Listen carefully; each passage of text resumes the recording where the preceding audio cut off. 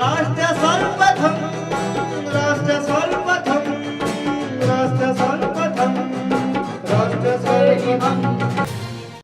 Corona की दूसरी लहर को देखते हुए मुख्यमंत्री नीतीश कुमार ने वीडियो कॉन्फ्रेंसिंग के जरिए प्रदेश के जिला अधिकारियों के साथ बात की। वहां इस महामारी पर लगाम को लेकर प्रशासन की ओर से की गई तैयारियों की जानकारी ली। आपको बता दें कि बिहार में शुक्रवार को कोरोना के नए 90 पॉजिटिव केस सामने आए। आंकड़ों पर नजर डालें तो 12 मार्च को जहां बिहार में कोरोना के 323 सक्रिय मामले थे, तो वहीं शुक्रवार को यह आंकड़ा 436 पर पहुंच गया। लगातार कोरोना के मामले में इजाफे के बाद प्रदेश सरकार अलर्ट हो गई है। इसी के चलते मुख्यमंत्री नीतीश कुमार ने अधिकारियों को कुछ निर्देश भी दिए हैं। आज बिहार के मुख्यमंत्री कोरोना के बढ़ते मामलों के मद्देनजर बिहार के तमाम जिलाधिकारियों से वीडियो कॉन्फ्रेंसिंग के जरिए वार्तालाप कर रहे हैं और उन्हें ऐतिहासिक बरतने का टिप्स भी दे रहे हैं। सिटी एसपी साहब, कोरोना के मामले काफ़ी बढ़ रहे हैं पूरे भारतवर्ष में और दरभंगा में भी कुछ मामले पाए गए हैं। ऐसी स्थिति में एहतियातन तौर पर क्या निर्देश है सभी थाना प्रभारियों को? कोरोना के जो मामले बढ़ रहे हैं ये प्रशासन को इसकी जानकारी है और उसी के आलोक में आज माननीय मुख्यमंत्री के द्वारा भी समीक्षा बैठक की जा रही है। और जिला स्तर पे हम लोगों ने जो पिछले वर्ष जिस प्रकार का एक अभियान चला के रखा था, तो जितने लोग बिना मास्क के उनको सबको टोका जाएगा, रोका जाएगा और उनसे फाइन वसूला जाएगा। और शहर में अवैध शराब के खिलाफ भी राज्य सरकार के निर्देश पे काफ़ी तेज अभियान चला है, तो कैसा अभियान चल रहा है? बिल्कुल, ये देख ही रहे हैं हम लोग। अभी पिछले 2 दिनों में कल भी 23 गिरफ्तारियां हुई है। हम लोग सुबह 4 बजे से लेकर 8 बजे तक छापामारी किए थे जितने भी इलाके थे जहां पे अवैध रूप से शराब बनता है।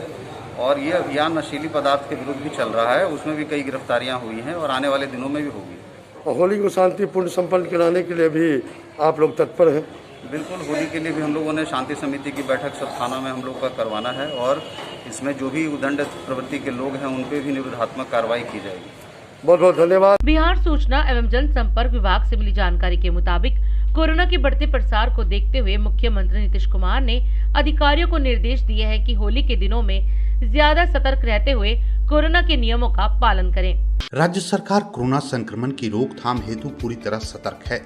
माननीय मुख्यमंत्री श्री नीतीश कुमार ने कहा कि होली के अवसर पर बहुत चीजों को सार्वजनिक रूप से नहीं करने के सुझाव और सलाह पहले से ही दे दिए गए हैं। इस अवसर पर लोग विशेष तौर पर अपने घर जाते हैं, इसलिए ज्यादा सतर्क रहने की जरूरत है। जो आप जानते हैं होली का अवसर है, इस होली के अवसर पर तो पहले से निर्णय हो गया है कि बहुत चीज सार्वजनिक रूप से कुछ मत करिए। तो ये सब लोगों को सुझाव और सलाह दिया गया, इन सब बातों को देखा जाएगा।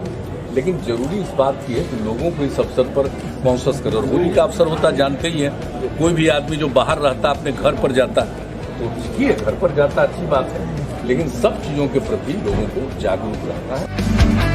मुख्यमंत्री श्री नीतीश कुमार के दिशा निर्देशन में उद्योग विभाग द्वारा इथेनॉल उत्पादन नीति का शुभारंभ किया गया। विभागीय मंत्री सैयद शहनवाज हुसैन ने मीडिया को संबोधित करते हुए इसके संबंध में विस्तार से जानकारी दी। इस मौके पर विभाग के अपर मुख्य सचिव ब्रजेश मल्होत्रा, सचिव नर्मदेश्वर लाल व अन्य अधिकारीगण मौजूद रहे। सीतामढ़ी के जिलाधिकारी ने उत्क्रमित मध्य विद्यालय बेरवास में 9 नामांकित बच्चों से मुलाकात की तथा पाठ्य पुस्तक और पेंसिल बॉक्स उपहार में दिया। उन्होंने कोरोना संक्रमण को लेकर बच्चों को जागरूक किया। मालूम हो कि स्कूल से बाहर रह गए बच्चों के नामांकन हेतु पूरे जिले में प्रवेशोत्सव मनाया जा रहा है। जहानाबाद के जिला पदाधिकारी नवीन कुमार की अध्यक्षता में जिला निबंधन सह परामर्श केंद्र में संचालित विभिन्न कौशल विकास एवं रोजगार उन्मुखी योजनाओं डोमेन स्किल का प्रचार प्रसार करने हेतु कार्यशाला का आयोजन किया गया। इस मौके पर जिले के बेरोजगार युवाओं को शैक्षणिक योग्यता के आधार पर कौशल उन्नयन एवं रोजगार उन्मुखीकरण हेतु विभिन्न प्रशिक्षण कार्यक्रम एवं प्रशिक्षण केंद्रों के बारे में जानकारी दी गई। किशनगंज के जिला पदाधिकारी डॉक्टर आदित्य प्रकाश की अध्यक्षता में जिला स्तरीय परामर्शदात्री समिति, समीक्षा समिति एवं आरसीटी सलाहकार समिति की बैठक की गई। इस दौरान सीडीओ रेशियो, वार्षिक साख योजना, किसान क्रेडिट कार्ड, जीविका, प्रधानमंत्री रोजगार सृजन योजना, मुद्रा योजना, स्टैंड अप इंडिया, आत्मनिर्भर योजना, स्टार्टअप इंडिया तथा बैंक सुरक्षा समेत अन्य कार्यों की प्रगति और उपलब्धि की समीक्षा की गई। बेगूसराय के जिला पदाधिकारी श्री अरविंद कुमार वर्मा की अध्यक्षता में जिला स्तरीय परामर्शदात्री समिति, जिला स्तरीय समीक्षा समिति एवं जिला स्तरीय आरसीटी सलाहकार समिति की बैठक की गई। इस दौरान उन्होंने कई आवश्यक दिशा निर्देश दिया। अररिया के जिला पदाधिकारी श्री प्रशांत कुमार शियत की अध्यक्षता में राजस्व एवं आंतरिक संसाधन की प्रगति एवं उपलब्धि के संबंध में संबंधित पदाधिकारियों के साथ समीक्षा बैठक की गई। इस दौरान उन्होंने संबंधित पदाधिकारियों को वित्तीय वर्ष 2020-21 में निर्धारित लक्ष्य को हर हाल में पूरा करने का निर्देश दिया। बेतिया के जिलाधिकारी श्री कुंदन कुमार ने कोविड-19 की रोकथाम हेतु समीक्षा बैठक की। इस दौरान उन्होंने संबंधित अधिकारियों को निर्देश देते हुए कहा कि देश के कई राज्यों में कोविड के नए स्ट्रेन के मामले सामने आ रहे हैं। इसको फैलने से रोकने के लिए एहतियातन सभी प्रकार की व्यवस्थाएं अपडेट रखें। भोजपुर के जिला पदाधिकारी श्री रोशन कुशवाहा ने ओवरलोडेड वाहनों की रोकथाम एवं प्रभावी नियंत्रण के बिंदु पर समीक्षा बैठक की। इस दौरान उन्होंने निर्देश दिया कि बालू खदानों में ही वाहनों में निर्धारित क्षमता के अनुरूप बालू लोडिंग की अनुमति दी जाए तथा 20 मार्च 2021 से उन्हीं वाहनों पर बालू लोड किए जाएं जिनका डाला अनुमान लदान क्षमता की ऊंचाई क्रमशः 3 फीट एवं 3.5 फीट हो।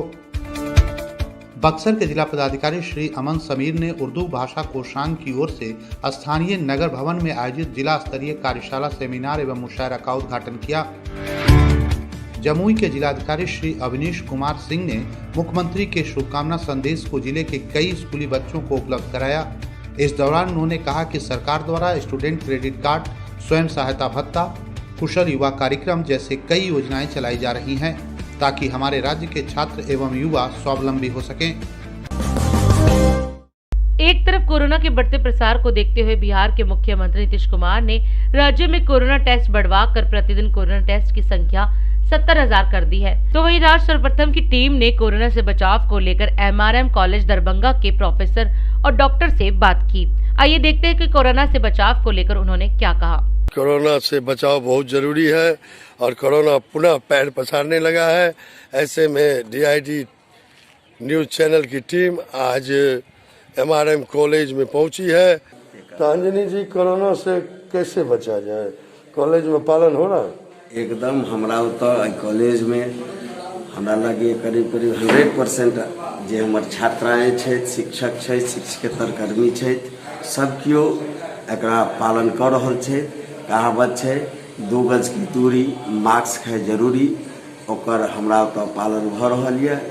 आइ एहि लऽ कऽ हमर माननीय प्रधानमंत्री के सेहो अथी छनि जे अखनो तक कोरोना के जे स्थिति छै, फेर दोसर लहर जे एलै हन देश में, ओकर कारण यह भेलै जे लोग एकरा इजी वे में लिया लगे। बहुत बहुत धन्यवाद। तो आप भी बचिए और लोगों को भी बचाइए और सबों को मास्क लगवाइए और कॉलेज में दूरी भी बनवाइए। MRM कॉलेज से मिहिर कुमार झा। हमारे साथ मिथिलांचल की सुप्रसिद्ध स्त्री रोग विशेषज्ञ डॉक्टर श्रीमती आशा मिश्रा, जो दरभंगा में नामी गिरामी महिला चिकित्सक हैं, और DID न्यूज़ पे आपका हार्दिक स्वागत है। और आप वरिष्ठ चिकित्सिका हैं और मिथिलांचल में दरभंगा में गरीब स्त्री रोगियों की आप सेवा कर रहे हैं और कोरोना काफ़ी बढ़ चुका है, तो कोरोना से कैसे बचा जाए आप बताएं थोड़ा हमारे दर्शकों को। कोरोना एक रेस्पिरेटरी ट्रैक्ट इन्फेक्शन है।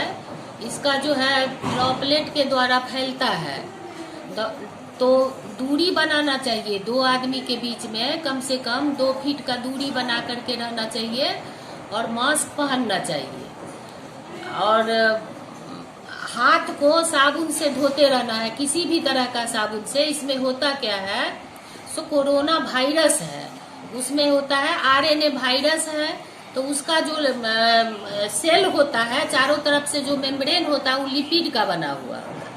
तो लिपिड को अगर हम लोग सोप से, किसी भी डिटर्जेंट से अगर उसको हम वॉश कर देते हैं तो उसका लिपिड का लेयर जो है सो डिस्ट्रॉय हो जाता है। तो लिपिड का लेयर डिस्ट्रॉय हो जाएगा तो उसका एक्टिविटी कम हो जाता है। अगर वो वायरस अगर हम लोग के शरीर में जाएगा भी, रेस्पिरेटरी ट्रैक्ट के थ्रू जाता है मेनली, ऐसे आंख से के थ्रू भी जा सकता है, मुंह के थ्रू भी जा सकता है, तो उसको वो डिस्ट्रॉय कर देता है। 1 मिनट तो उसको डिस्ट्रॉय कर देता है, तो वो अगर गया, अगर लिपिड हाथ डिस्ट्रॉय करने के बाद, तो वो RNA का कण इनएक्टिव हो जाता है, तो वो नहीं करेगा। इसीलिए हाथ धोना जरूरी है। दूसरा है कि सैनिटाइजर भी यूज करिए आप। सैनिटाइजर में अल्कोहल होता है सैनिटाइजर 70% उसका जो कंसंट्रेशन होता है उससे एबव रहेगा, तब ये उसमें भी वो डिस्ट्रॉय कर देता है आरएनए वायरस का जो लेयर है, लिपिड लेयर। तो इसके लिए तो यही है कि मास्क पहनिए, दूरी मेंटेन करिए, सोशल डिस्टेंसिंग। नहीं, मिथिलांचल में खास करके बिहार में देखने को मिल रहा है पिछले दिनों लोग बाग कोरोना से डरना छोड़ दें, लापरवाही बरत रहे हैं। ऐसे में आज जिला प्रशासन, बिहार की प्रशासन भी सख्ती बरत रही है, तो आप लोगों से क्या अपील करेंगे? हम यही करेंगे कि अभी जो है सो ज्यादा दिखावा वाला फंक्शन ये सब सो कम करें, मॉल में कम जाए, भीड़ वाली जगह को अवॉइड करें, घर में रहे, आवश्यक कार्यों के लिए ही मतलब कि बाहर निकले। अगर ऑफिस भी जा रहे हैं कहीं जरूरी काम है तो उसका वही है कि आप मास्क पहनिए, डिस्टेंस मेंटेन करके रखिए, हाथ को वॉश करिए बार बार साबुन से। आप सभी डीआईडी के दर्शकों से अनुरोध है कि डॉक्टर आशा मिश्रा जी के बातों को गौर से सुने और उनके द्वारा बताई गई बातों को अमल करें। बिहार विधानसभा की प्रथम अध्यक्ष व स्वतंत्रता सेनानी रह चुके राम दयालु बाबू के गांव की हालत इन दिनों बद से बदतर होती नजर आ रही है। यहां तक कि आवागमन की सुविधा के लिए गांव के लोग चंदा एकत्रित कर गांव में पुलिया जैसे निर्माण कार्य स्वयं करने पर मजबूर हैं। राष्ट्र प्रथम से देखिए संवाददाता मीर झा की इस रिपोर्ट में। प्रथम विधानसभा अध्यक्ष राम दयालु बाबू ने कभी सोचा भी नहीं होगा कि मेरे गांव की इतनी बदतर हालात हो जाएगी। देखिए, जिन्होंने विधानसभा के प्रथम अध्यक्ष बनकर गांव के नाम को रोशन किया पूरे भारतवर्ष में, उनके गांव की हालात यह है कि लोग बाग स्वयं चंदा कर पीपा पुल का निर्माण कर आवागमन की सुविधा प्राप्त कर रहे हैं। सरकार की तंद्रा अभी तक नहीं टूटी है। इतनी बदतर स्थिति है गंगिया गांव की, किसी ने कभी कल्पना भी नहीं की होगी कि राम दयालु बाबू जैसे विद्वान विधानसभा अध्यक्ष के गांव की यह हालत होगी। यह बागमती नदी है और इस पे गंडक बन रही है और इस गांव के अस्तित्व पर खतरा, ऐसी गांव नहीं आधा दर्जन गांव के अस्तित्व पर खतरा मंडरा रहा है। मैं Mihir Kumar Jha, DID news, Gangiya gram.